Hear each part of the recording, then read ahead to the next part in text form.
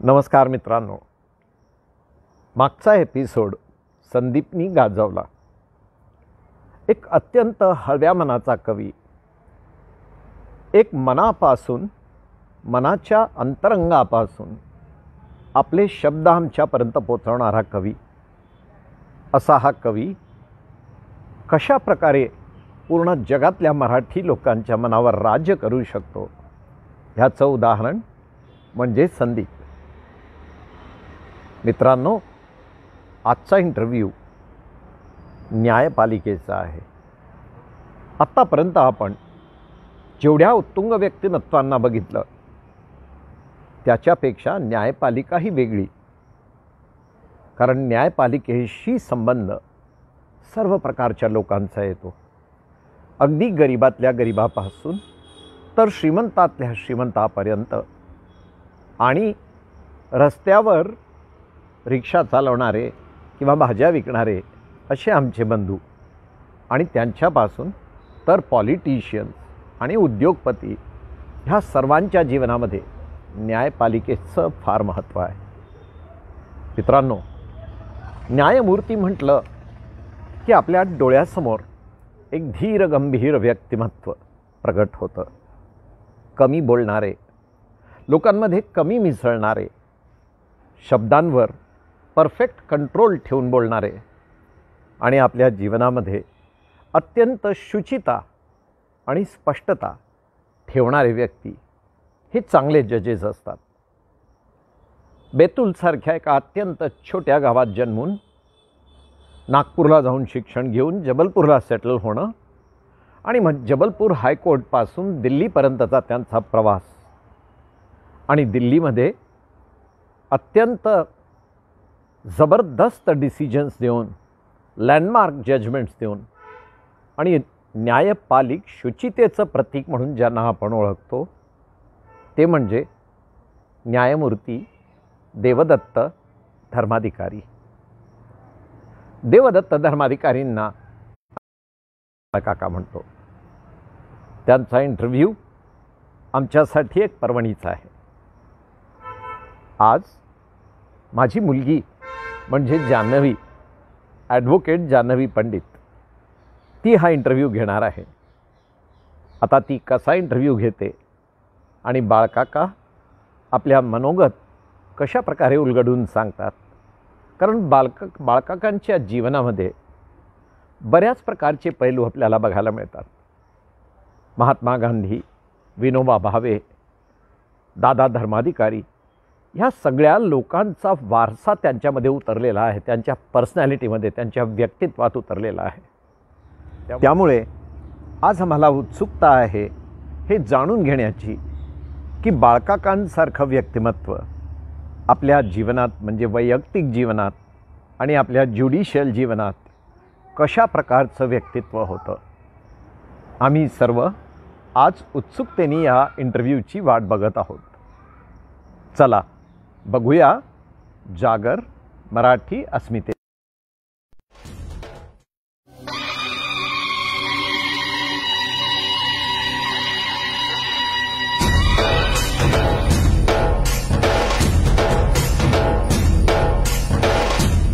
नमस्कार.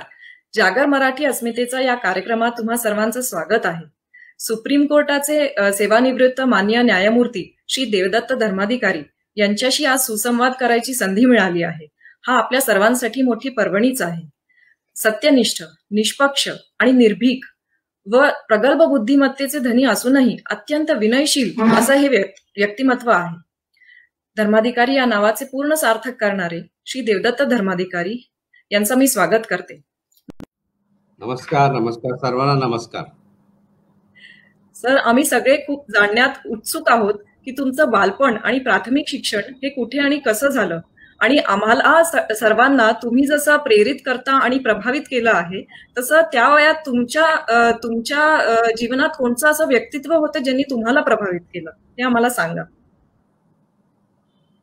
हे बघा, मी धर्माधिकारी परिवाराच्या अशा परिवाराचा सदस्य होऊन जन्माला आलो की जेव्हा देशामध्ये स्वातंत्र्याची चळवळ सुरू होती दादा धर्माधिकारी आणि त्यांच्याबरोबर माझे वडील म्हणजे त्यांचे लहान बंधू, आता अनेक आमचे काका, हे सगळेजण त्यावेळेला स्वातंत्र्याच्या चळवळीमध्ये होते. माझा जन्म झाला तेव्हा माझे वडील जेलमध्ये होते नागपूरला, आणि त्यांनी फक्त मला बघण्याकरता पेरोल मागितला. पण त्याच्यात त्यांनी एक अट दिली इंग्रज गव्हर्नमेंटनी, की तुम्ही लिहून द्या की आता तुम्ही अशा प्रकारच्या इंग्रज सरकारच्या विरुद्ध कोणत्याही ऍक्टिव्हिटीजमध्ये भाग घेणार नाही. हे असं आल्यानंतर सगळे स्वातंत्र्य सैनिक जेलमध्ये बसले, दादाही तिथे होते. अशा प्रकारची कंडिशन स्वीकार करणं अशक्यच होतं. तेव्हा सर्वांनी ठरवलं की आम्हाला हे नको आहे, आणि म्हणून ते मला बघण्याकरता येण्याचं त्यांनी नाही ठरवलं. मी खरं म्हटलं माझा जन्म ऑफिशियली मी 1940 सांगितलं, पण माझा जन्म नागपूरला 41 मध्ये सुतिकागृहात झाला. मग काही वर्षानंतर मग जेव्हा थोडी परिस्थिती बदलत गेली आणि गव्हर्नमेंटचाही विचार असा सुरू झाला की भाई अशा कारणास्तव पेरोल द्यायला हवा, तर 3 दिवसाचं पेरोल माझ्या वडिलांना मिळालं, आणि ते मला फक्त बघून पुन्हा जेलमध्ये चालले गेले. तर माझ्या बालपणापासून जेव्हा मी मोठा झालो तेव्हा जवळपास चळवळ वर येत होती. क्विट इंडिया मुवमेंट सुरू होऊन गेलं होतं.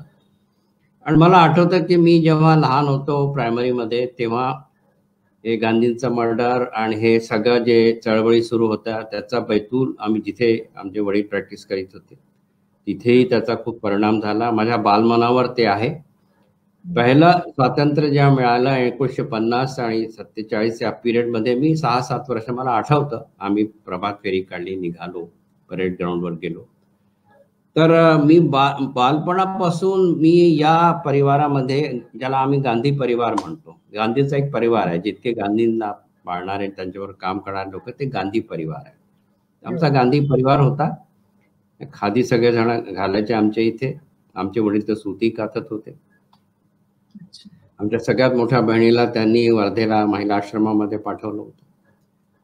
तर असं माझं बालपणची स्मृती जी काही आहे माझी बैतूलची. तर माझं शिक्षण बैतूलला प्रायमरी हायस्कूल हे पूर्ण करून मग मी पुढे कॉलेज करता नागपूरला गेलो.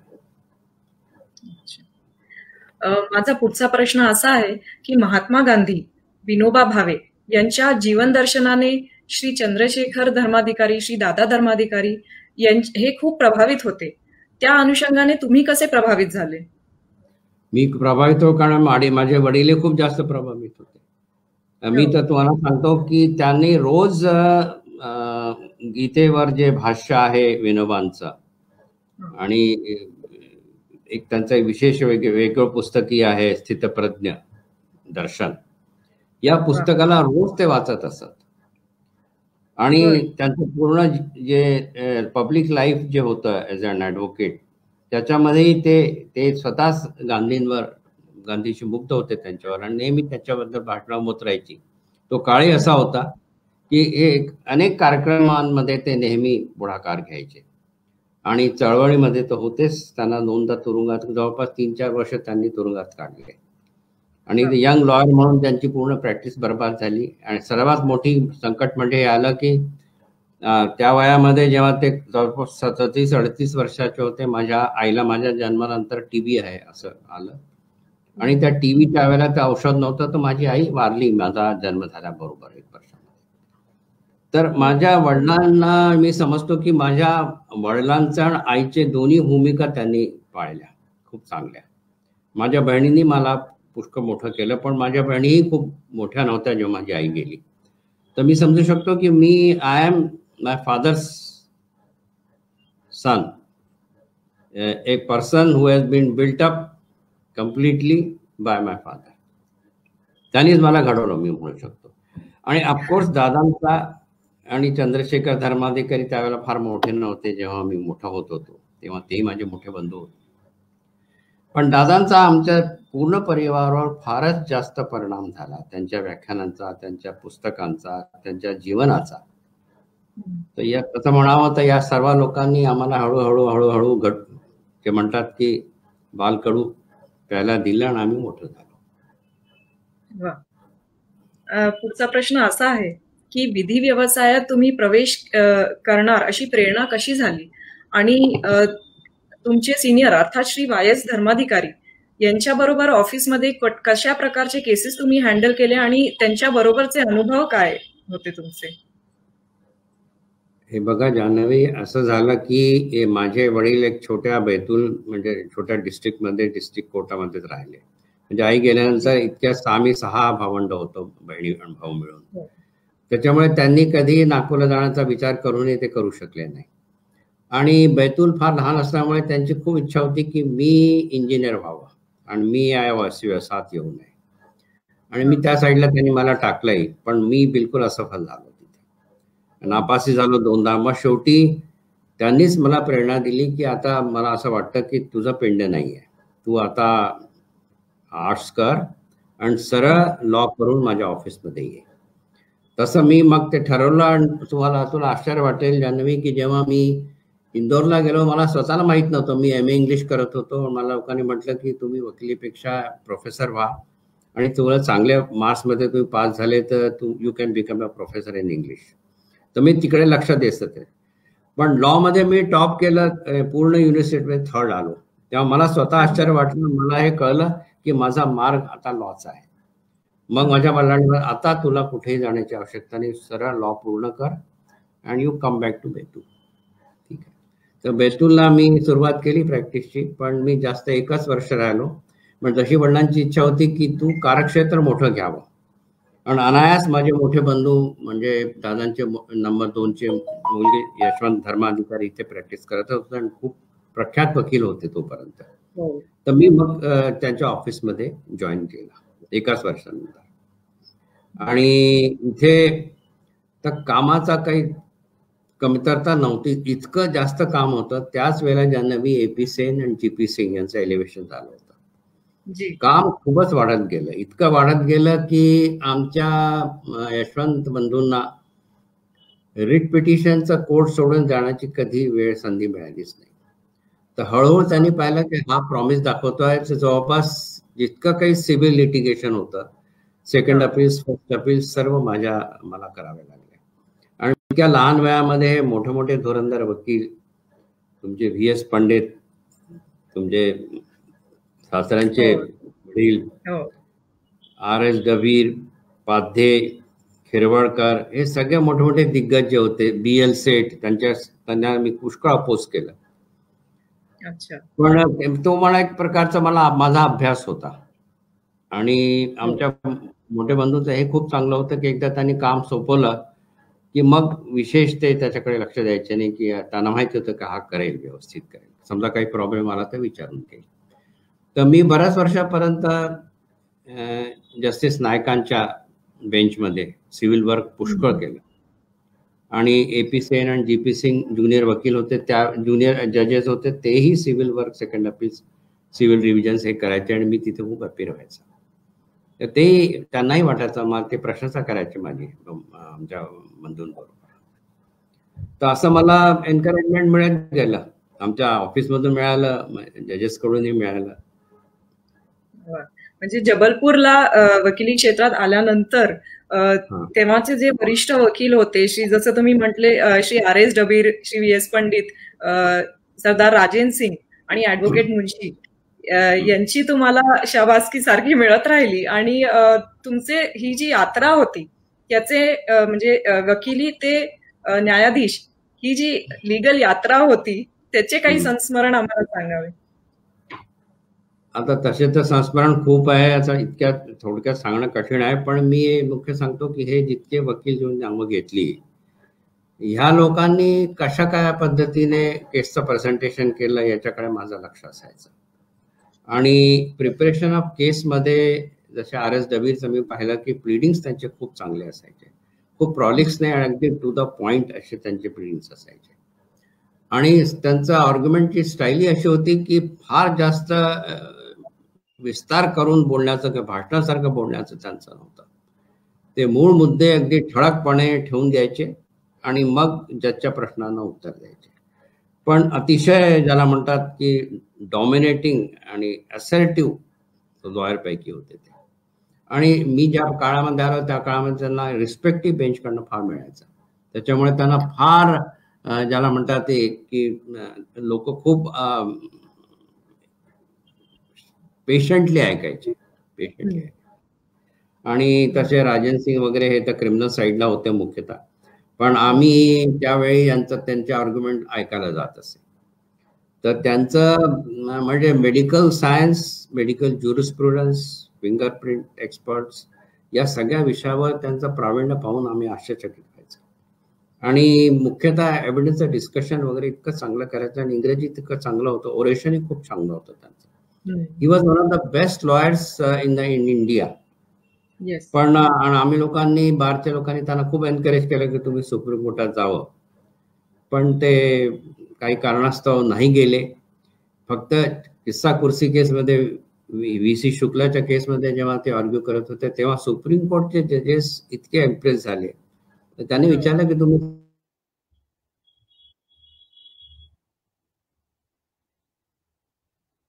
सिनियर ऍडव्होकेट कोणत्या कोर्टाच्या आहात? त्यांनी म्हटलं की Madhya Pradesh senior advocate designate मी नाही आहे. तर चीफ जस्टिस ऑफ इंडियानी पत्र लिहिलं आपल्या चीफ जस्टिस GP सिंग की एवढ्या एमिनंट व्यक्तीला तुम्ही सिनियर ऍडव्होकेट डेसिग्नेट कसं केलं नाही. त्याच्यानंतर रूल प्रमाणे पहिले 3 सिनियर ऍडव्होकेट डेसिग्नेट झाले. M अधिकारी, हे स्वतः राजन सिंग आणि KA चितळे. 3 सिनियर ऍडव्होकेट त्यावेळेला डेसिग्नेट झाले. नंतर वाया धर्माधिकारी वगैरे नंतर पुढे झाले पुष्कळशे लोक. आणि VS पंडित यांचं म्हणायचं तर मी जेव्हा आलो तेव्हा जान्हवी ते जास्त सिव्हिल साईडला डिस्ट्रिक्ट कोर्टामध्येच राहायचे, पण हळूहळू जेव्हा मला 5-10 वर्ष झाले तेव्हा मी बघितलं की हायकोर्टामध्ये अपीसमध्ये खूप यायचे.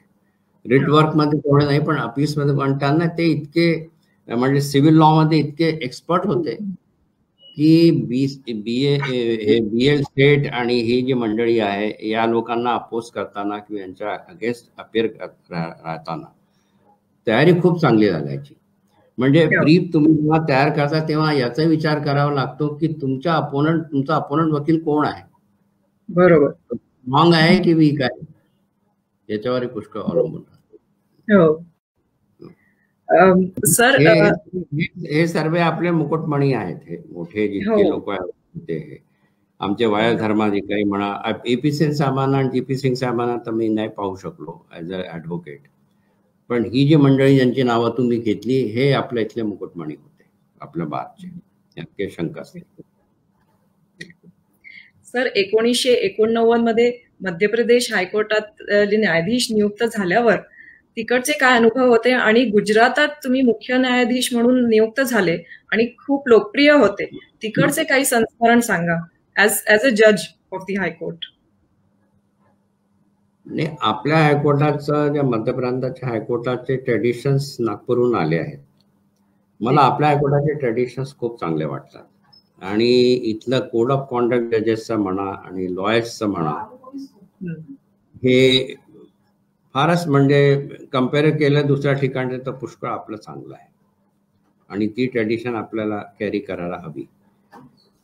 तर मी इथे जज झाल्यानंतर असं कधी मला वाटलं नाही की कोणत्या लॉयरनी मला माझा ॲडव्हान्टेज माझ्या जुन्या असोसिएशनचा घेण्याचा प्रयत्न केला. इतका चांगला इथिक्स आपल्या इथे आहे आणि कधीही कोणत्याही वकिलांनी मला एम्बॅरस केलं नाही. सहसा बाकी ठिकाणी मी बघितलं, मी ग्वालियरला पोस्टिंग होतो, तिथे लोक होळी, दीपावली, याला त्याला गिफ्ट आणणं, हे काढणं, मिठाई, आपल्या इथे हे प्रकार कधीही झाले नाही. त्यांनी एकदा जज झाला तर डिस्टन्सला माझे अगदी जवळचे मित्र ज्यांच्याबरोबर मी रोज चहा पित असे, टिफिन शेअर करत असते, त्यांनीही कधी मला एम्बॅरस केलं नाही. तर आपले ट्रेडिशन्स फार हाय आहेत आणि इथला पिरियड माझा खूप चांगला गेला, कारण फार चांगल्या लोकांबरोबर मला काम करण्याचा संधी पण मिळाली. आणि जेव्हा SK झा चीफ जस्टिस होते तेव्हा एक केस बद्दल मला फार सॅटिस्फॅक्शन आहे. तो केस असा होता की जेव्हा राम जन्मभूमी करता कार सेवकांची यात्रा सुरू झाली देशातून, तेव्हा मध्य प्रांतातून पुष्कळशे कार सेवक गेले भाजपा पार्टीचे, ज्याच्यामध्ये तुमच्या ग्रँडमदरही होत्या आणि पुष्कळ लोक होते. आणि हा विषय तिथे गेला, कारण काँग्रेस गव्हर्नमेंट होती, त्या लोकांनी ज्या ज्या स्टेट्समध्ये बीजेपी सरकार होती तिथे तिथे प्रेसिडेंट रूल लावला. मला त्या प्रांतात बीजेपी सरकार होती पटवाची, तर प्रेसिडेंट रूल लावला. त्या प्रेसिडेंट रूलला आमच्या समोर चॅलेंज करण्यात आलं. तर एस.के. झान बरोबर मी होतो आणि के.एम. अग्रवाल जयसांग होते. तेव्हा मी आणि झा साहेबांनी हे होल्ड केलं की फक्त कारसेवक गेले हा काही कॉन्स्टिट्युशनल फेल्युअर नव्हे. त्याच्यामुळे प्रेसिडेन्शियल रूल मध्य प्रांतामध्ये लावण्याचा काही जस्टिफिकेशन नाहीये. उत्तर प्रदेशाचा कोणी समजू शकेल, पण हिमाचल प्रदेश आणि मध्य प्रदेशमध्ये फक्त इथून कारसेवकांना पाठवण्यात आलं पार्टीने. त्याच्यामुळे प्रेसिडेंट रूल किंवा कॉन्स्टिट्युशन फेलर झालं असं मानता येणार नाही. तर आम्ही ते स्ट्राईक डाऊन केलं. त्याचं मला फार समाधान आहे. ते सुप्रीम कोर्टामध्ये जाऊन तिथे पुष्कळशा स्टेट्सच्या केसेस आणि प्रेसिडेन्शियल रूलचा जे आर्टिकल होता त्याच्यावर चर्चा होती. त्याच्यामुळे एक बृहत डिस्कशन झालं आणि ठरवण्यात आलं की अशा प्रकारचा कोणताही प्रोग्राम जो सिक्युलर कल्चरच्या विरुद्ध आहे तो कॉन्स्टिट्युशन फेल्युअर मानण्यात आला पाहिजे. आणि तेव्हा सगळ्यांचा जो प्रेसिडेंट रूल लावला होता तो त्यांनी अपहोल्ड केला आणि आम्ही ओव्हररूल झालो. पण मला अजून हे समाधान आहे की आम्ही जे केलं ते योग्य होतं. आणि तुमचा क्रांतिकारी जजमेंट होता. हा प्रश्नच नाही. तुमच्या वडिलांनी, तुमच्या आजोबांनी अनायास मला भेटले कुठेतरी काही कार्यक्रमामध्ये आणि मला अजूनही आठवतं. मला हे असे काही आशीर्वाद इतके आठवतात. ते म्हणाले, मला आता अजूनही वाटतंय की रामदास शास्त्री जिवंत आहे तुमच्या ट्रेडिशन प्रमाणे. आणि ही एवढं मोठी उपाधी मला त्यावेळेला मिळाली. आणि अशा व्यक्तीकडून, तो म्हणजे इतका सोज्वळ आणि त्याला पॉलिटिक्सशी काही संबंध नाही, फक्त डॉक्टर असे व्यक्ती आणि जे समाजाचं अध्ययन करत राहिले की काय चाललंय, त्यांच्याकडून मला हे मिळालं की रामशास्त्री अजूनही जिवंत आहे असं वाटतंय. हे फार मोठी उपाधी. सुप्रीम कोर्टचा मॉटो यतो धर्मस ततो जय. जिथे धर्म आहे तिथे विजय निश्चित आहे. आणि असं जेव्हा तुम्ही सुप्रीम कोर्टात तुमची नियुक्ती झाली तेव्हा हा आम्हा सर्वांसाठी गौरवशाली क्षण होता. तर सुप्रीम कोर्टाचे अनुभव आणि वरिष्ठ वकील जसे श्री के वेणुगोपाल, श्री फलियस नारिमन, नानी पालकीवाला, अरुण जेटली, राम जेठमलानी यांच्यामध्ये प्राकर्षाने कोणते गुण तुम्हाला जाणवले यांच्या आर्ग्युमेंट्स मध्ये? आता बघा, हे तर आमचे बारचे स्टार्स आहेत सगळे, तुम्ही जी नावं घेतली. त्याच्यानंतर नानी पालकीवाला त्यावेळेला जिवंत नव्हते, जिवंत होते पण म्हातारे झाले होते, प्रॅक्टिस बंद झाली होती, तर ते तर मी त्यांना तर ऐकले नाही. पण वेणुगोपाल हे अगदी ज्याला म्हणतात की कट अँड ड्राय, फार व्यवस्थित वस्तू ठेवणारे आणि purely a law man with no political background of any kind, त्याला म्हणतात ए ज्युरिस्ट. आणि तसेच पाली नरिमन, हे लोकांनी ऍक्च्युअली आपल्या कॉन्स्टिट्युशनला इंटरप्रिटेशनला फार, या लोकांनी यांची फार मोठी भूमिका आहे. सोली सोराफ त्यांचं नाव तुम्ही घेतलं, तेही सोली सोराफ. आणि ह्या लोकांनी सगळ्यांनी आम्हाला प्रभावित केलं. आम्ही फार त्यांना म्हणजे पेशंटली ऐकत असतो.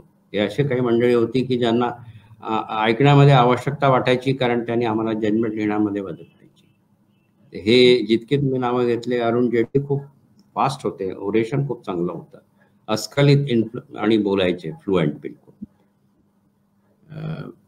राम जेठमलानी फार थोडे काळ, कारण मी क्रिमिनल साईडला फार कमी बसतो, पण जेव्हा कधी ते उपस्थित झाले ते अतिशय डॉमिनेटिंग अँड असर्टिव्ह अशा प्रकारचे होते. पण त्यांची पण फाईलवर तयारी फार चांगली राहायची. मुख्यतः काय आहे जान्हवी, की सुप्रीम कोर्टामध्ये आणि हायकोर्टामध्ये फरक हा आहे की तिथे केसवर रिसर्च होतं आणि तिथे लॉ डेव्हलप होत असल्यामुळे सॉलिसिटर फर्म्स आणि बाकी इतर ऑफिसर्समध्ये विषयांना वाटून त्याची तयारी केली जाते. आणि इथला लॉ ग्रो करण्याकरता काही फॉरेन लॉची स्टडी पण केली जाते, फार कॉमन लॉ कंट्रीजची, विशेषतः इंग्लंडची किंवा अमेरिकेची, त्यांच्या लॉची पण. आणि तिथे अशा प्रकारच्या काही उपस्थित झाल्या आहेत का, ह्या गोष्टींचंही होत राहतं. तर सुप्रीम कोर्टामध्ये माझा काळ फार चांगला गेला. फेअरवेलमध्ये मी म्हणालो की मला जजमेंट लिहिण्याची संधी कमी मिळाली कारण माझा पिरियड फार कमी होता, पण मला खूप विद्वान लोकांना ऐकायला मिळालं आणि ते माझ्या जीवनाचा फार मोठा ठेवा आहे. गुजरातचा एक सांगायला विसरलो, गुजरातमध्ये मी चीफ जस्टिस असताना एका केसबद्दल मला फार सॅटिस्फॅक्शन आहे. तिथे भूकंप आला आणि धरणी कंपामध्ये भुजचा एरिया पूर्णपणे डिस्ट्रॉय होऊन गेला. तिथले topmost intellectuals, artist, bureaucrats and jurist या सगळ्या लोकांनी आणि पब्लिक माइंडेड पीपल जे सर्व्हिसमध्ये म्हणजे NGOs वगैरे होते, या लोकांनी जॉईंटली, आणि त्याच्यामध्ये तुम्हाला आश्चर्य वाटेल, जसं GP सिंग साहेबांचं स्थान आहे तसं तिथे जस्टिस दिवानांचं स्थान आहे. ते जस्टिस दिवान रिटायर्ड होते, ते पिटिशनर नंबर 1 होते. वर्तमानपत्रात असं आलं की former chief justice of Gujarat seeks justice for earthquake victims from the sitting chief justice of Gujarat high court, असा मत आला.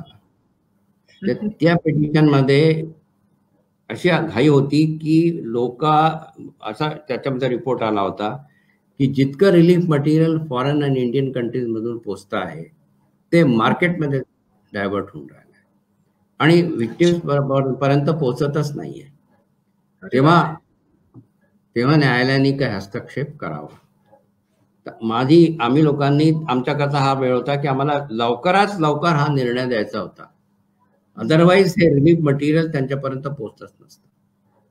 तर आम्ही पिटिशन झाल्याबरोबर 15 दिवसामध्ये हिअरिंग कंप्लीट करून 16व्या-17व्या दिवशी जजमेंट दिलं आणि त्या जजमेंटमध्ये म्हटलं की ह्या लोकांच्या ह्युमन राईट्सचा प्रोटेक्ट करण्याकरता गव्हर्नमेंटनी विशेष व्यवस्था करावी. आणि मी आपली स्वतःची व्यवस्था केली कारण तिथे कोर्ट सगळे डिस्ट्रॉय झाले होते. तर लीगल सर्व्हिसेस अथॉरिटीला हे सांगितलं की तुम्ही मॉनिटर करा रिलीफ ऑपरेशन्सला, आणि त्याच्याकरता गव्हर्नमेंटकडनं इन्फ्रास्ट्रक्चर मागितलं. हे सगळं झाल्यानंतर त्याचा इतका चांगला परिणाम झाला की जेव्हा मी रिटायर झालो त्यावेळेला रॉयट्स होते आणि मला वाटतं 31 तारखेला काहीतरी रॉयट्स सुरू झाले, फेब्रुवारीच्या 28 तारखेला, आणि 2 या 3 तारखेला मला सुप्रीम कोर्टामध्ये इन्व्हाइट केलं गेलं. 5 तारखेला मी ओथ घ्यायला चालू. त्या पिरियडमध्ये तिथं प्रोटोकॉल प्रमाणे तिथले जे ट्रेडिशन्स आहे, out going chief justice is given farewell by the CM, आणि ते फेअरवेल डिनर करता मोदी साहेबांनी मला फोन केला, म्हणाले धर्माधिकारी साहब आप परिस्थिति देख रहे हैं, मुझे बहुत बुरा लग रहा है, मैं आपको फेयरवेल डिनर नहीं दे पा रहा. तो मी त्यांना म्हटलं की मोदी जी मैं समझ सकता हूँ, कोई प्रश्न ही नहीं है फेयरवेल डिनर का, अभी तो आप सब लोगों को बचाने में लगे हुए हैं. तर हे मी तुम्हाला सांगतो की त्यांनी त्यावेळेला मला म्हटलं की हम आपको याद करते हैं, आपने अर्थक्वेक विक्टिम्स के लिए जो ऑम्बड्समैन की जो ऑफिस तैयार किया था उसकी हम बहुत याद करते रहेंगे. ते असे काही जजमेंट्स आहेत ज्यांच्याबद्दल फार समाधान वाटतं.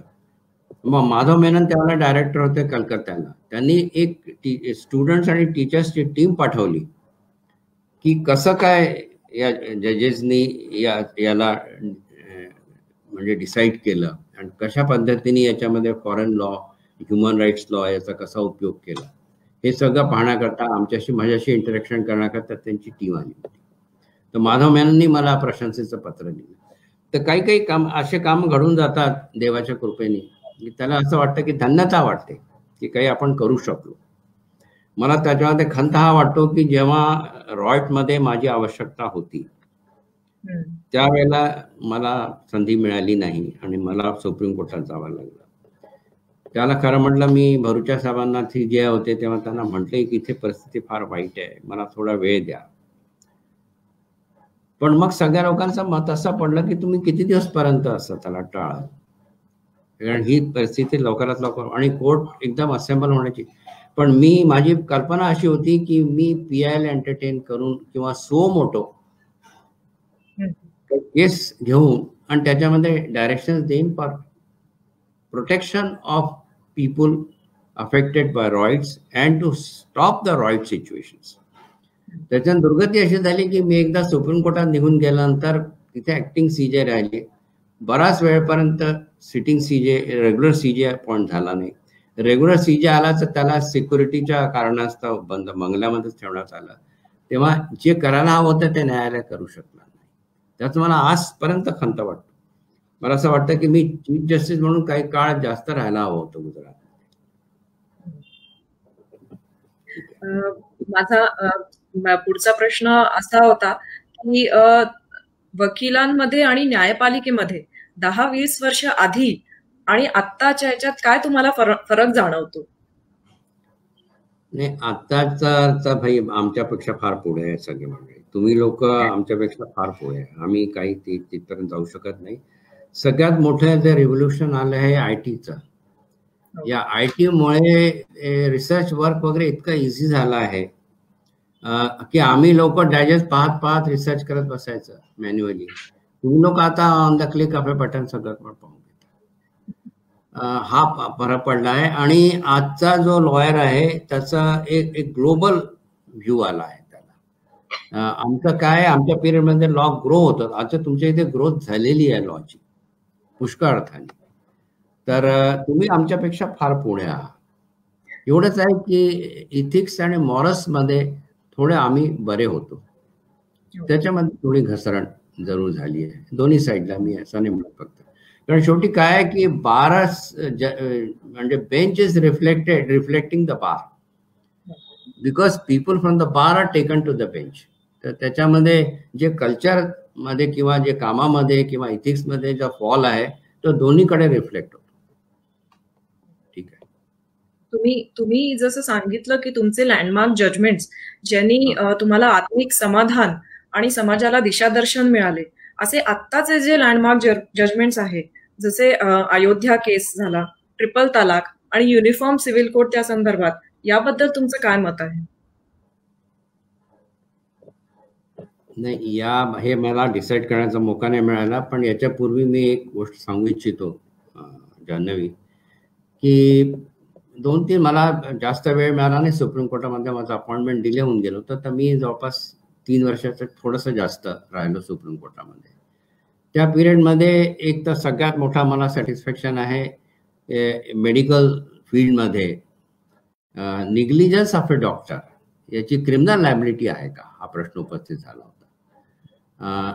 एका डॉक्टरनी प्लास्टिक सर्जरी करताना काही शल्यचिकित्सा केली आणि त्याच्यामुळे ओव्हर ब्लिडिंगने एक व्यक्ती मारला. तर प्रश्न हा झाला की त्याच्यावर काय तुम्ही क्रिमिनल म्हणजे टाकू शकता का, gross negligence and as a crime. तेव्हा आमच्या बेंचमध्ये आम्ही डिसाईड केलं की नाही, lack of efficiency, little bit of here and there and some risk taken by the doctor, त्याला तुम्ही क्रिमिनल लायबिलिटीमध्ये नाही घेऊ शकत. सिव्हिल लायबिलिटी आहे व कन्झ्युमर फोरमध्ये तुम्ही डॅमेजेस वगैरे घ्या, ती एक गोष्ट वेगळी आहे. पण त्याला अरेस्ट करून तुरुंगात नाही टाकू शकत. तर ही फार मोठी मेडिकल वर्ल्डनी याला खूप चांगलं रिसीव्ह केलं. त्याच्यानंतर तर लार्जर बेंचमध्ये जेव्हा लाहोटी समोर केस गेली तेव्हा तर आणखीन त्याला त्यांनी प्रोटेक्ट करण्यास ठरवलं की डॉक्टरला तुम्ही अरेस्ट करू शकत नाही कोणत्याही प्रकारे unless a team of expert doctors take a view that this was a culpable negligence and it becomes a criminal case. इथपर्यंत आता त्यांचं प्रोटेक्शन जरूर झालंय. Because patient died in the hospital immediately you cannot register A crime. हे फार मोठं satisfying आहे. आणि दुसरं माझं डिसेंटिंग ओपिनियन्स मध्ये मला समाधान होत आहे की टिहरीमध्ये जेव्हा डॅम बनत होता तेव्हा आमच्या बेंचमध्ये एक्सपर्ट्स व्ह्यू आले. अमेरिकन एक्सपर्ट जिओलॉजिस्टचा व्ह्यू होता की इथे बनू शकेल, थोडेसे प्रिकॉशन्स घेऊन डॅम बनवला. जर्मन व्ह्यू होता की हे कॅटास्ट्रॉफिक राहील कारण तुम्ही अर्थक्वेक झोनमध्ये डॅम घेता आणि तो जर अर्थक्वेक आला तर तो पूर्ण डॅम उडून जाईल आणि पाणी सगळं खाली येईल. दुसरा विषय हा असा होता की पूर्ण टिहरीला तुम्हाला रिलोकेट करायचं, जिथे सगळे ग्रामीण लोक आणि शेतकरी लोक, पशुपालन करणारे लोक राहायचे. तर मी एकटा होतो डिसेंडिंग ओपिनियन मध्ये की माझं म्हणणं होतं की ह्युमन कॅटास्ट्रॉफी फार मोठी आहे. तेव्हा प्रिकॉशनरी प्रिन्सिपलवर तुम्ही हा डॅम इमिजिएटली घ्यायला नको आणि घ्यायचाही जरी असला तरी पहिले रिहॅबिलिटेशन कम्प्लीट करावं आणि तरच टिहरी डॅमला भरावं. हा निर्णय माझा होता. बाकी लोकांनी माझ्या विरुद्ध मत दिल्यामुळे टिहरीला डॅम बनला. पण आज तुम्ही बघता कंटिन्युअसली हिमालय रेंजमध्ये अर्थक्वेक्स येऊन झाले आणि देव करो अशी काही परिस्थिती उत्पन्न न हो की डॅम फुटून तो खालपर्यंत यावा. बरं, तिथे मला जेव्हा आम्ही अकॅडमीमध्ये जातो तेव्हा सगळेजण माझ्या या डिसेंटिंग ओपिनियनची खूप प्रशंसा करतात. सगळ्या जजेसनी सुद्धा केली की तुमचा हा जो ह्युमन राईट्स अँगल होता डॅम बद्दल तो पुढेही चालावा आणि याला वाढवावा अशी आमची इच्छा आहे. हे तिच्या जजमेंट. आणि तिसरं एक, वोटर्सला पूर्ण क्रेडेन्शियल्स कॅन्डिडेटचे माहिती असावे. तर राईट ऑफ इन्फॉर्मेशन त्यांना राईट आहे. तुमचे क्वालिफिकेशन काय, तुमचे अँटीसिडेंट्स काय, तुमचे ॲसेट्स काय, तुमचा क्रिमिनल रेकॉर्ड काय, हे आम्ही म्हटलं की हे कॉन्स्टिट्युशनल राईट आहे आणि ते दिलंच पाहिजे. त्याच्यानंतर इलेक्शन कमिशनला डायरेक्शन दिलं, त्यांनी पूर्ण तो फॉर्म बदलला आणि आता प्रत्येक कॅन्डिडेटला आपले एज्युकेशन, क्वालिफिकेशन, आपले धनसंपत्ती या सगळ्यांचं डिक्लेरेशन करावं. हे 3-4 जजमेंट्स जे मला संधी मिळाली त्यावेळेला, तर मला सॅटिस्फॅक्शन आहे त्याच्याबद्दल. आणि आम्हाला लोकांना त्याच वेळेलाही पुष्कळ लोकांनी आभार प्रदर्शन केले. तेव्हा धन्यता वाटते कधी कधी काम करताना. चुकाही झाल्या असतील. मला गुजरातला फार मी बदनाम झालो होतो की हा धर्माधिकारी तर देवालयामध्ये जात राहतो. तर शेवटी एखाद्याला मला काही वर्तमानपत्रातही आलं तर मग, कारण माझा काय होता की कोणत्याही डिस्ट्रिक्टमध्ये गेलो तर सर्वप्रथम आंघोळ केल्याबरोबर तिथला जो सगळ्यात जास्त पूजनीय देव आहे त्याचे दर्शन करूनच काम सुरू करायचं. तर या लोकांनी असं सुरू केलं की हे फक्त देवदर्शनाकरताच हे ऑफिशियल टूर करतात. मग शेवटी मी पब्लिकली म्हणालो की गुजरातमध्ये तुम्ही न्यायालयाला न्याय मंदिर म्हणता, याच्या मागे अर्थ काय आहे की तुम्ही असा प्रवेश करायचा आहे की मंदिरात प्रवेश करता. आणि मी जातो कशाला, एवढा करता जातो की देवाला म्हणतो की माझ्याकडून चुका होऊ नये, अन्याय होऊ नये, आणि झाला असेल तर या दोषाकरता मला, या चुकाकरता मला माफी दे. हे आम्ही हे केलं तर काय याच्यामध्ये वाईट आहे. त्याच्यानंतर मग माझी बदनामी थोडी थांबली. ठीक आहे, ठीक आहे. सर, कोरोना काळ मध्ये म्हणजे आता कोविड-19 मुळे न्यायदान प्रक्रियेत आवश्यक बदल करावे लागले आहेत. यावर आपल्या दृष्टीने सुधारात्मक उपाय काय आहे? तसं जान्हवी, कोरोना सुरू होण्यापूर्वीच मी 1 वर्षापासून एक पुस्तकावर काम करत होतो. आणि मी आता इन्सायडर असल्यामुळे आणि मी वकिली पण केली आणि न्यायाधीशही राहिलो.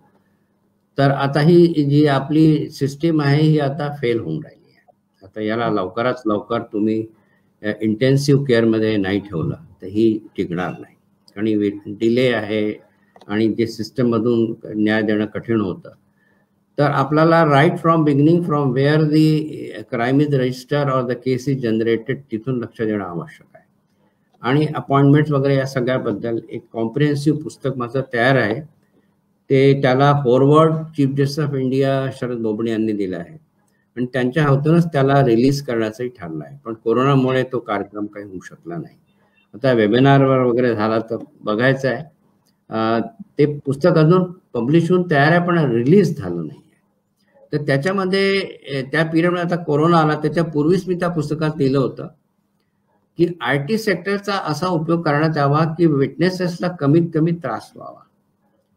आज लोक ज्युडिशियल सिस्टमला, लिगल सिस्टमला सपोर्ट करत नाही कारण त्याला त्रास होतो आणि खूप त्यांना यंत्रणा होते आणि त्यांना अपमानाचं प्रस्ताव वाटतं कोर्टामध्ये येणं. मोठमोठे डॉक्टर्स येतात, बसायला जागा नाही आणि वकील कशा तरी प्रकारचे प्रश्न करून त्यांचा निराधार करतात. तर त्यांना व्हिडिओ कॉन्फरन्सिंगनी तुम्ही त्यांचे स्टेटमेंट रेकॉर्ड करा आणि कोर्टावर ऑफकोर्स अधिकार आहे त्यांना, जेव्हा म्हणतील तेव्हा डायरेक्ट फिजिकल अपीअरन्स त्यांचा होऊ शकेल.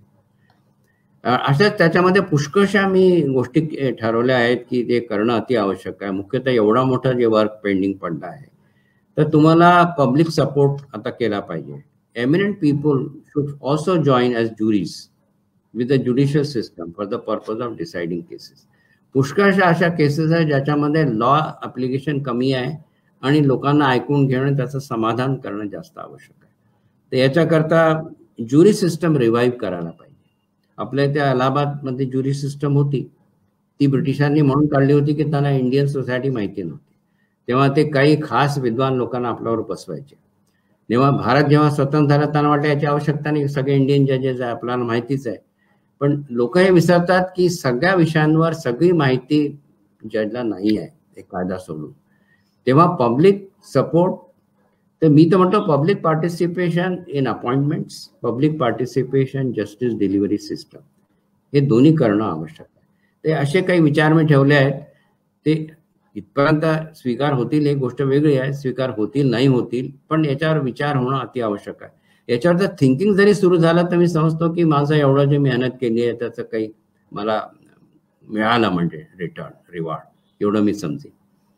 तर कोरोना पिरियडमध्ये जे तुम्ही आता हे ऑनलाईन वर्किंग सुरू केलं आहे, कोरोना पिरियड करता ठीक आहे, पण नॉर्मल पिरियडमध्ये ॲक्च्युअल ह्युमन इंटरॅक्शन शिवाय जस्टिस डिलिव्हरी सिस्टम इफेक्टिव्ह होणार नाही.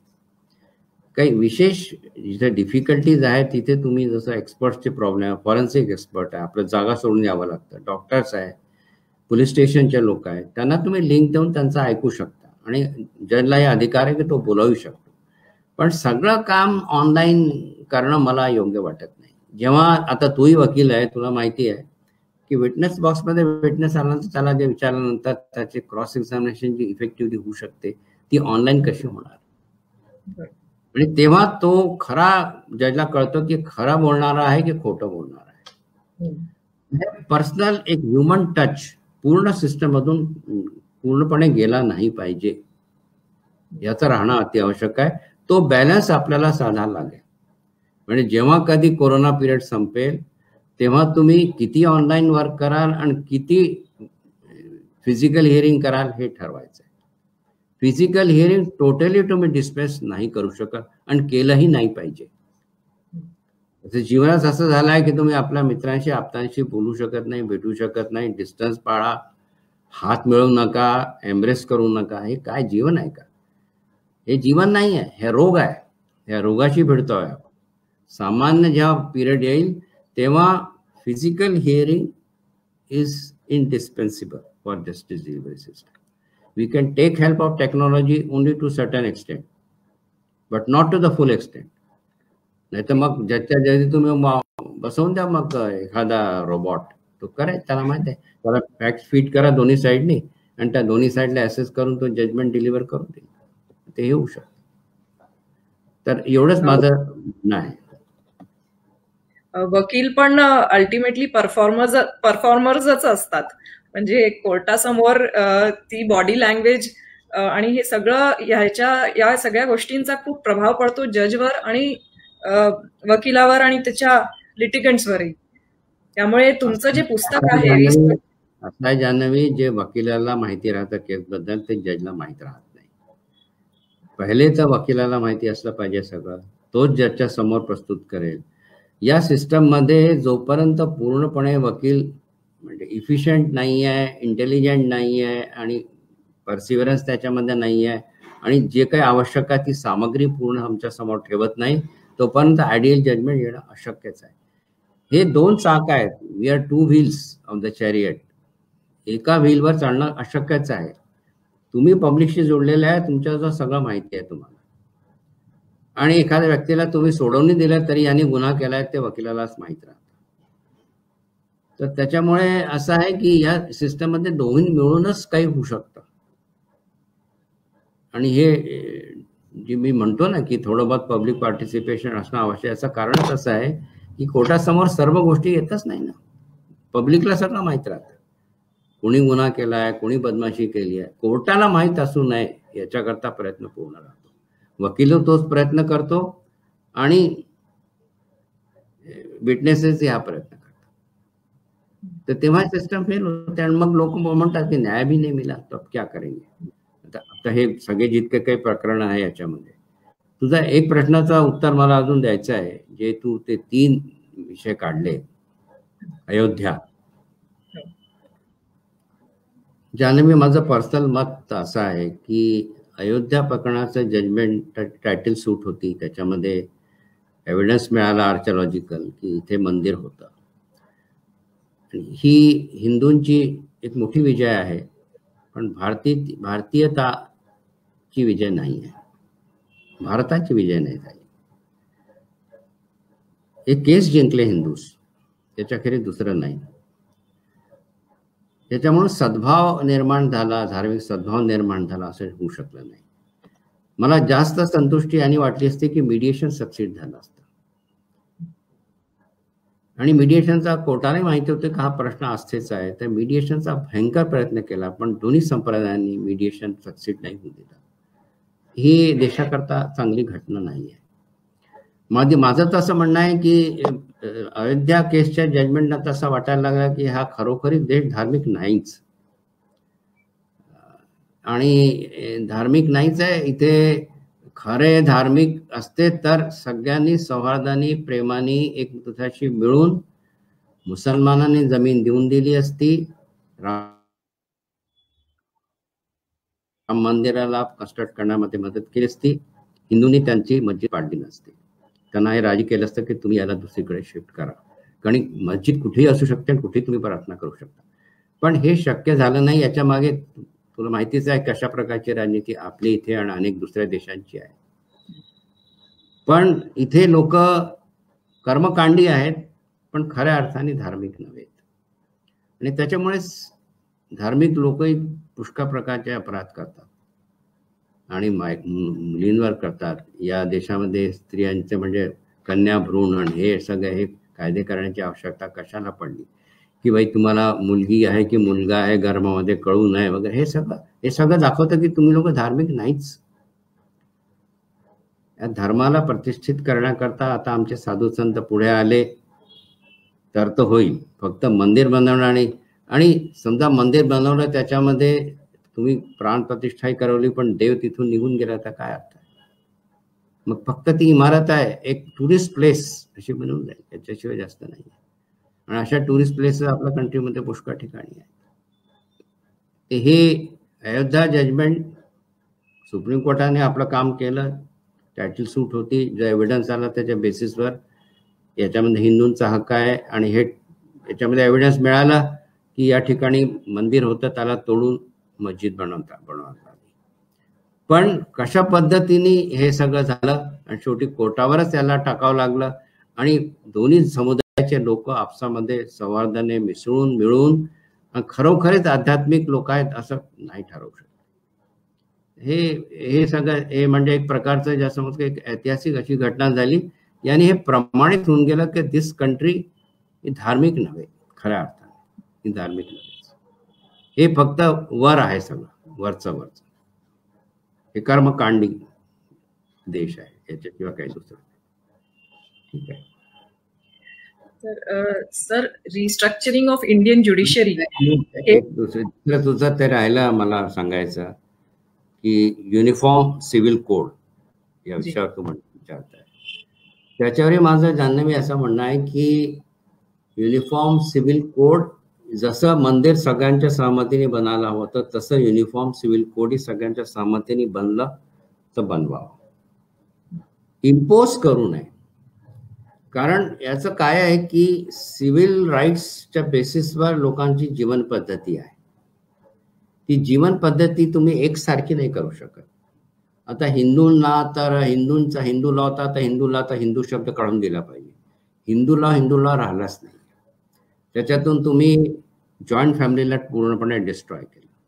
मुलगी लग्न होऊन दुसऱ्या घरी जाते याचा विचारच नाही, आणि मुलींना इथपर्यंत राईट देऊन ठेवलं की म्हणजे ते सन इन लॉलाच राईट सगळे मिळून गेले. असं तुम्ही याला केलं. मुस्लिम लोकांचं आतापर्यंत अनरिटन लॉ आहे, त्याला तुम्ही डिस्ट्रॉय कराल तर त्यांचं जीवन पद्धती जितके अमानवी त्यांच्या इथे कामं आहे, ट्रिपल तलाक आहे, हे आहेत, याच्यावर तुम्ही प्रतिबंध आणू शकता की सगळे जितके काही रिलिजियस प्रॅक्टिसेस आहे ते if they do not conform to human right standards they will not be allowed. इथपर्यंत तुम्ही करू शकता. पण युनिफॉर्म सिव्हिल कोड करता एक मानस बनवण्याची अत्यंत आवश्यकता आहे, आणि त्याच्याकरता मुख्यतः या देशामध्ये आध्यात्मिक साईडला लिडरशिपची कमी पडून राहिली आहे, आणि मुस्लिम साईडला तर बिलकुलच नाही आहे, म्हणजे झिरो. या साईडला तर काही थोडे लोक आहेत, पण तिकडे तर टोटली नाही आहे, आणि they are being guided by people from outside. त्याच्यामुळे युनिफॉर्म सिव्हिल कोड हा विषय जो आहे हा फार सावधानीने हळूहळू घ्यायला पाहिजे. इमिजिएटली याला स्ट्रोक ऑफ लॉ असं करण्याची मला आवश्यकता वाटत नाही. आणि ट्रिपल तलाकवर जे प्रतिबंध टाकला ते अगदी योग्य आहे, ते अमानवी आहे. आणि ते मुस्लिम लोक सहसा तुम्ही बघत असाल की बहुविवाह प्रथा जरी असली तरी फार जास्त सगळेच लोक 2-2, 3-3 विवाह करत नाही. आणि ट्रिपल तलाकचे इन्सिडेंट्स कमी आहेत. ते पूर्णपणे समाप्त व्हावे, बस इतकंच आहे. ते कायद्याने समाप्त झाले तर जास्त चांगलं आहे. आता पहा, आपण डावरीवर इतके लॉ केला, पण डावरी कुठे हिंदूंमध्ये थांबते आहे? एवढ्या मोठे मोठे कार्यक्रम होतात, देणे घेणे होते, सगळं काय उघड होतं. कुठे तुम्ही मॅरेज लॉचा एकही तुम्ही डावरी प्रोहिबिशन लॉचा एकही प्रोव्हिजन कधी पाहिलाय किंवा त्याच्यावर एखादी केसी पाहिली आहे का? तुम्ही लॉयर म्हणूनही कधी पाहिली नाही. दोघही संगनमत आहे, दोघही बरोबर एकत्र ठरवून आले आहे इतका हुंडा देऊ, ते कोण सांगणार आहे? मुलगी आपली दिली आहे, मुलगी गेली आहे, कंप्लेंट करणारा कोण आहे? तर जोपर्यंत लोक याला पडत कायद्याने काही होणार नाही. एक फार मोठी समाज परिवर्तनाची सामाजिक क्रांती या देशामध्ये आवश्यक आहे. ती न्यायाधीश आणि वकील लोक करू शकणार नाही. ते आमच्या आध्यात्मिक लोकांवरच त्याची जबाबदारी आहे. सर, तुमचं जे पुस्तक आहे रिस्ट्रक्चरिंग ऑफ इंडियन ज्युडिशियरी, हे तुम्ही सांगितलं की लवकरच त्याचं लोकार्पण होणार वेबिनारनी किंवा फिजिकली. तर एपीजे अब्दुल कलाम जसं म्हणतात की झोपेत बघितलेली स्वप्न ही खरी नसतात, पण ज्या स्वप्नामुळे झोप येत नाही ही खऱ्या अर्थाने स्वप्न असतात. तर तसंच तुमचं ते स्वप्न पुस्तक लिहायचं आणि त्याचं लोकार्पण व्हायचं, हे स्वप्न खरं लवकरच ठरेल. आणि तुम्ही आता लायटर साईडवर मी विचारते की न्याय निर्णय लिहिणं हे खूप क्लिष्ट कार्य आहे. तर हे केल्यानंतर आपण रिलॅक्स करायला कुठली आपली अभिरुची, हॉबीज वगैरे काय काय करता रिलॅक्स होण्यासाठी? हॉबीज मध्ये काय आहे की मी हे ठरवून घेतलं होतं की कायदा रात्री बिलकुल वाचायचा नाही. रात्री अदर देन कायदा काहीतरी वाचायचं. अध्यात्म वाचायचं किंवा फिक्शन वाचायचं किंवा पोएट्री किंवा म्युझिक ऐकायचं. हाच पास टाइम होता. आणि जजेसवर कंटिन्युअस लोकांचे डोळे राहतात तेव्हा काही विशेष रिक्रिएशन करू शकत नाही, कुठे जाऊ शकत नाही. इव्हन इटिंग प्लेसेसमध्ये जायला, खेळायला गेलं तिकडेही लोकांचं लक्ष असतं. तेव्हा आपल्या घरच्या घरी जे काही होऊ शकतं ते आपण करतो. पण माझा सतत मी जितकंपर्यंत न्यायाधीश राहिलो तोपर्यंत वकिलीमध्ये बिलकुल वेळ नव्हता, पण जेव्हा न्यायाधीश झालो तर रात्री मी कायद्याचं काहीही वाचत नव्हतो झोपण्यापूर्वी. हे मी ठेवलं. आणि तुला माहितीच असेल कदाचित मी इथल्या संगीत फोरमवर हेड होतो बरेच वर्ष. आणि क्लासिकल म्युझिकमध्ये मला फार इंटरेस्ट आहे, पोएट्रीमध्ये मला फार इंटरेस्ट आहे. हे सगळे इंटरेस्ट माझे चालू आहेत. आणि फिरण्यामध्ये तसं तर वकिलीमध्ये आम्ही जे एन्जॉय केलं आम्ही जशीमध्ये करू शकत नाही. प्रोटोकॉल आमच्यावर फिरतोय, आम्ही कुठे आंघोळ करतो, कोणत्या झरण्यामध्ये आमचं पाहतोय, आम्ही लोक एन्जॉय नाही करू शकतो. तेव्हा आम्ही लॉयर म्हणून खूप एन्जॉय करतो. मी आपल्या लॉयरचं लाईफ खूप मिस करतो. You are a free world, we are in a cage. So त्या केज मध्ये जे काही होऊ शकतं तितकंच, बस, याच्याशिवाय जास्त नाही. ठीक आहे. तर विधी व्यवसायात प्रवेश करणाऱ्या नवीन पिढीला तुमचा काय संदेश आहे? आम्हा सर्वांना आणि काय संदेश आहे? नाही, मला एवढा संदेश म्हणायचा आहे की तुम्ही फक्त आपल्या देशाच्या कायद्याबद्दल जाणून घेणं खूप म्हणजे सफिशियंट होणार नाही. आता तुम्हाला एक ग्लोबल व्ह्यू घ्यायला पाहिजे. You should read everything from outside also. कारण human issues, human problems similar आहेत पुष्कळ ठिकाणी आणि त्यांचे कसे सोल्युशन्स होऊन राहिले याचं तुम्हाला लक्ष द्यायला हवं. म्हणजे आपल्या सुप्रीम कोर्ट वाचण्याबरोबर तुम्ही House of Lords, human rights decisions हे वाचले पाहिजे. आणि हायकोर्टामध्ये सुप्रीम कोर्टाचा लॉयर जसं काम करतं तसं काम करायला पाहिजे. तर ग्रोथ चांगली होईल. मग अपील्सही कमी जातील. आणि जजला तर लॉयरच पूर्ण फिट करतो. जे लॉयर देतो, आज जितके अयोध्या कांडमध्ये किंवा जितके काही जजमेंट चांगले आले आहेत त्याच्यामुळे 80% कॉन्ट्रीब्युशन लॉयर्स टीमचं आहे, 20% फक्त जजचं आहे. आणि फार कमी असे जजेस स्वतःहून काही करतात किंवा लिहितात किंवा वाचतात. जे काही तुम्ही आम्हाला का स्पून फिडिंग करता. तर कोणत्या केसमध्ये कोण एंगेज झाला आहे याचं महत्त्व फार आहे. कधी कधी फार कॉम्प्लिकेटेड केसमध्ये अगदी साधारण वकील येऊन जातो आणि फार सिंपल केसमध्ये स्टेक जास्त आहे म्हणून फार चांगला वकील येऊन जातो. पण बारला लक्षात ठेवायला पाहिजे की इम्पॉर्टंट केसेसमध्ये पैसे मिळो न मिळो, पण कायदा ठीक व्हावा या दृष्टीने जर आवश्यकता असेल तर सगळ्यांनी मिळून काम करायला पाहिजे. एक टीम वर्क लागतं याच्यामध्ये. तर तुम्ही लोकांनी आता सेमिनार्स आहे, स्टडीज आहे, हे चालू ठेवला पाहिजे आणि मुख्यतः खूप चांगली रिच लायब्ररी बनवली पाहिजे. लायब्ररीचं असं आहे की आता तर असं होऊन राहिलं की वकिलांचा केस आला की लवकरात लवकर आम्ही कसं दाखल करतो याची त्याचं प्रिपरेशन होत नाही आणि तर दाखल होऊन जातं. हे व्हायला नको. आणि म्हणूनच काय कंटिन्युअस प्रिपरेशन लागते. If you are already ready with case law, if you are already read so many things other than your judgments only. दुसरं असं आहे की ज्युरिस्ट लोकांचे जे रायटिंग्स वगैरे आहेत त्यांनाही अभ्यास केला पाहिजे. फक्त जजमेंट्स वाचून चालणार नाही. आता लॉयरचं कसं काय फार मल्टी डायमेन्शनल त्याला कॅरेक्टरिस्टिक लागतो आणि जे पब्लिक लाईफमध्ये त्यांना फार मदत मिळते. त्यांनी they know the society better than those who are working only in the chambers.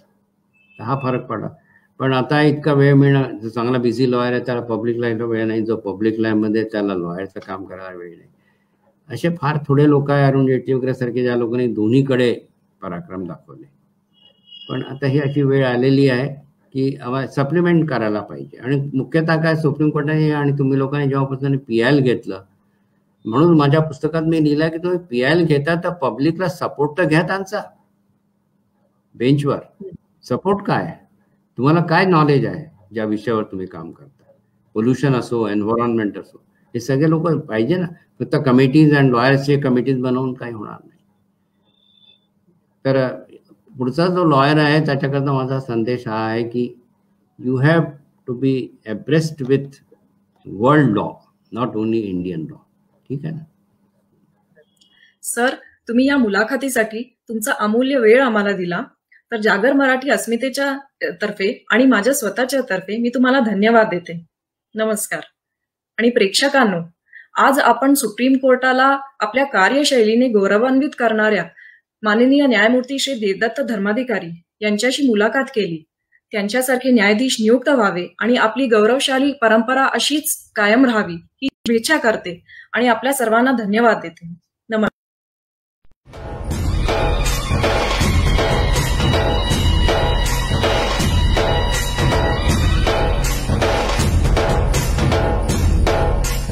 मित्रांनो, ऑनरेबल जस्टिस DM धर्माधिकारी यांना जबलपुरात आम्ही सगळे प्रेमाने बाळकाका म्हणतो. एक अत्यंत गरिमामय व्यक्तिमत्व, गंभीर व्यक्तिमत्व.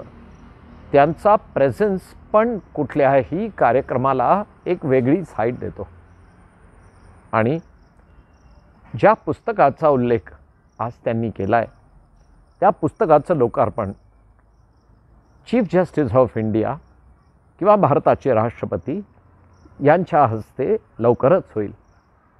पण भारताच्या ज्युडिशियल सिस्टममध्ये काय करायला पाहिजे, काय सजेशन्स द्यावेत, त्या सिस्टमला जास्त एफिशियंट कसं बनवता येईल, जास्त इफेक्टिव्ह कसं बनवता येईल, गरीब लोकांपर्यंत कसं पोचवता येईल, हे सर्व विषय आज आपण बाळकाकांकडून ऐकले.